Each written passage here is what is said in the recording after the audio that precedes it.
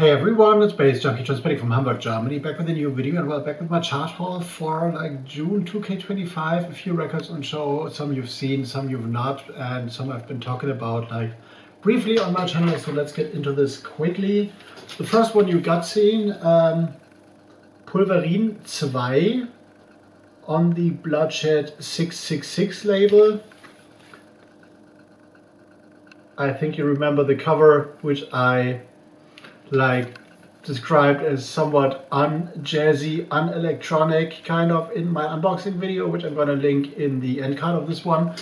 And well, electronic is a wide field, and as you know, the Bloodshed 666 label is not really an electronic label, more into like sludge metal, doomcore and all that kind of stuff. And well, this is not, well, this is described in the accompanying press sheet as like hard electronic dance music, but this is not like Berghain, Tresor, Club, Gabba, what techno, whatever. But I wouldn't even say that it's dancey in some point, but you got some well, elements of dark jazz, you got ambient, you got like some raw Ennio Morricone references, you got some industrial stuff, you got still like heavy feedback guitars and industrial, and a lot of elements put together here. Very interesting album. And well,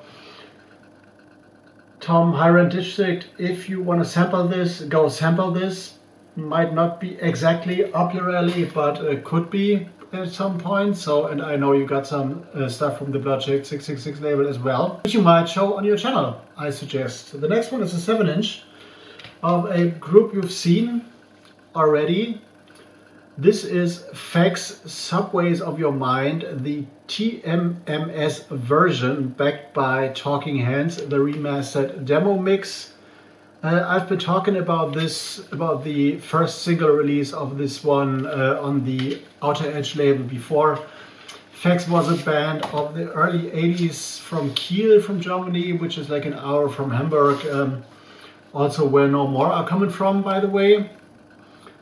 And they never released something properly, but the Subways of Your Mind TMMS version was played in a radio show in Germany at some point, and someone like uploaded this snippet of the show where the song was playing to the internet, and then it became the most mysterious song on the internet because nobody actually knew what it was. And they released one version of that as a 7-inch single a while ago, and I was, when I heard that the second one is coming out as well, I was rather skeptical if this would not only be a cash grab version or a cash grab maneuver from the label, but actually the raw demo mix is very interesting as well. So this is like catchy alternative rock, 80s new wave, very poppy, very raw, because it was just a demo recording at some point. And the B-side, Talking Hands, is also interesting because it has an interesting like intro sequence and some interesting drum programming or live drums, which remind me a little bit of big beat samples. And I think there could be something done with that in terms of DJ things, like putting 2 copies and like extending the track and stuff. And therefore I bought actually 2 copies of that because, well, I'm not a digital DJ, as you know, and I'm into real DJing. And I might try that out at some point in my place. So I bought a double copy, which I don't do often. I've done that with a Steve Buck records of yore, and with some I guess Glowing Glisses remix by Larry Hurt, to have like the instrumental and the vocal version, to extend that as a deep house intro and stuff. But this could be an interesting challenge to like beat match and to double things on 7-inch.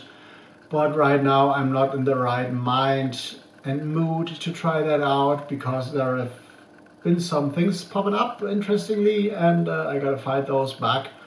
But as soon as I'm able to focus my mind again on stuff like this, I'm gonna try this out and probably do this in a radio show, or maybe even in a live context, because I want to play more. The next one is not guitar music. This is Mike Ash, Erotic on Ozone recordings.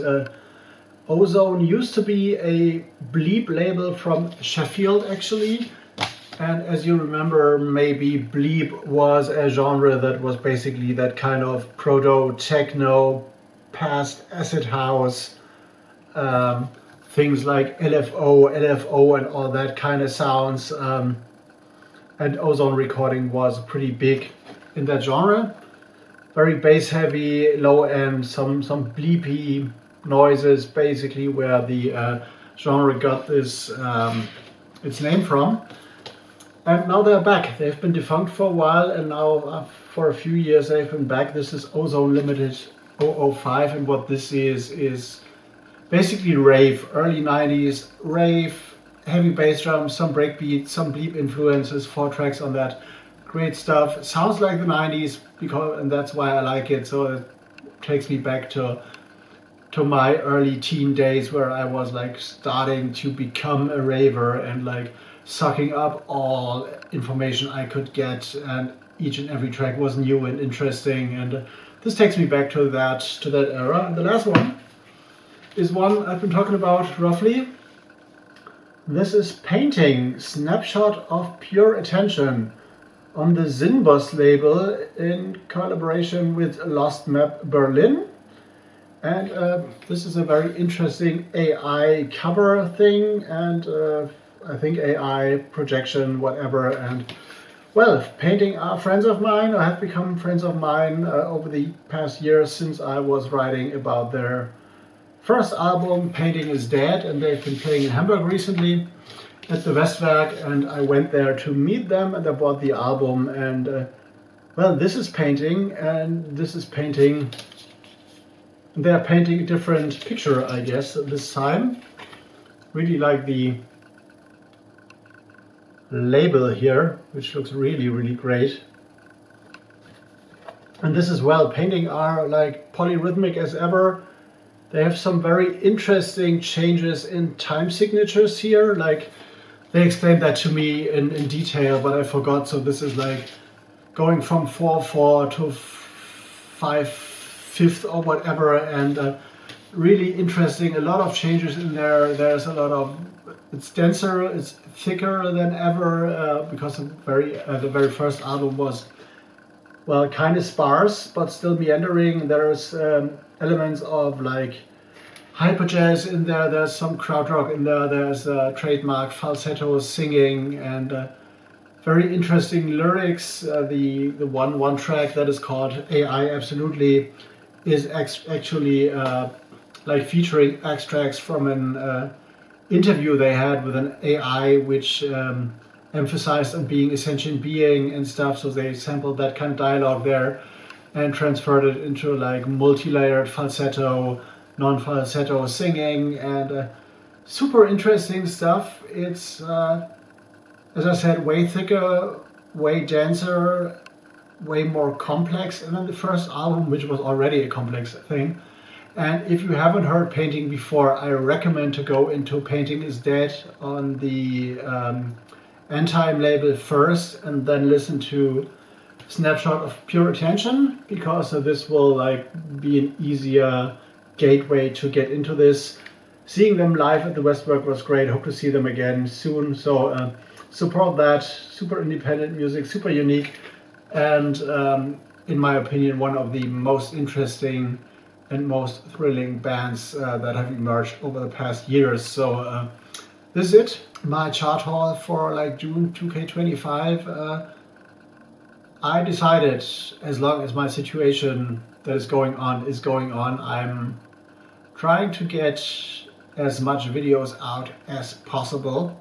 So expect probably a flood of things to come, and some might be coming next week even, because, well, my back is not well at the moment. And if you've seen my Twitter today, I've posted like a nice cocktail of prescription drugs I got, like some painkillers, some muscle relaxants, and well, we'll see how that goes. Might be that I'm gonna be ill or like off day job because I'm carrying heavy vinyl around all the time over the next week, which might give me time to prepare something. And maybe shoot a video in the evening as well. So we'll see how this goes, but for now I'm out into editing mode. See you on the next one. Leave me a comment, like, subscribe, buy things from Bandcamp and from my merch store and stuff. You know the score. BAZE.JUNKIii out. See you soon, I guess.